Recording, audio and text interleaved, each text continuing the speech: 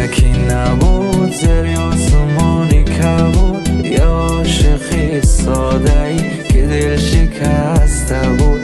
قصه از حالی میکرد، گله از یاری میکرد، با یک صدای با درد از شادیاش میگفت من یک دیلی داشتم فدای یار کردم.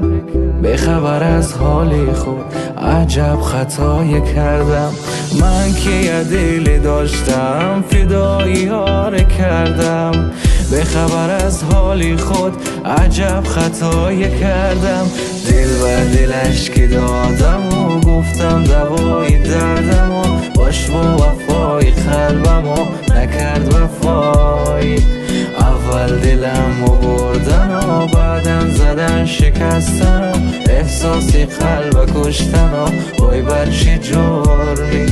این دل که خود شکسته بود، آخری که خیلی ساده بود، حالی دلی خسته ای ما هیچکی نفهمید. دل و نگاش که بستم و خواستم بگیرد دستم و اما زدن که پستم و آخ با چه سودی.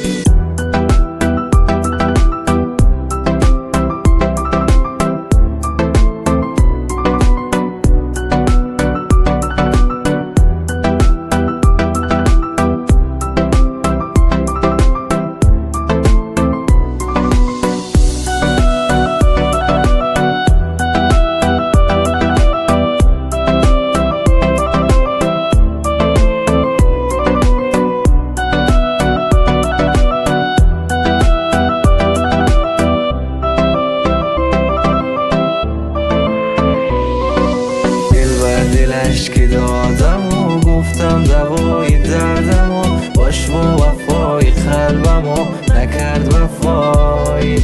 اول دلم و بردن و بعدم زدن شکستن، احساسی قلب کشتن و وای بر چه جرمی.